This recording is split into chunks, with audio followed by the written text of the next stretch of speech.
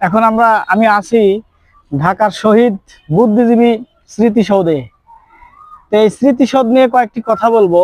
আমি লেখাপড়াও করিনি, অত ইতিহাসও জানি না, তবে আমার জ্ঞানে বর্তমান যেটা ধরতেছি আমি সেটা বলবো। এই যে দেখতেছেন যে উঁচু ভিট, ইটের দেওয়াল উঁচু করে গাঁথা, তো সেই সময় যে সব শহীদ বুদ্ধিজীবী শহীদ হয়েছিল তাদেরকে এই জায়গায় সমাহিত করে দেওয়ার পরে তাদের স্মৃতি স্মরণে এই ইটের উঁচু করে দেওয়াল স্থাপন করেছে। এর মানে বুঝি যে সেই সময় যেগুলি উঁচু মানের বুদ্ধিজীবী ছিল, এটাই বোঝায় যে তাদেরকে তাদের স্মৃতি ধরে রাখার জন্য এরকম উঁচু করে ওয়াল গাঁথা হয়েছে। যে সেই সময়ের বুদ্ধিজীবী যেমন উঁচু মানের ছিল, তাদের উচ্চতা ধরে রাখার জন্যই এরকম উঁচু করে ওয়াল গেঁথে তাদের স্মৃতি স্মরণ করে রাখার জন্য এটা করা হয়েছে। আমার জ্ঞানে এইটাই ধরলো।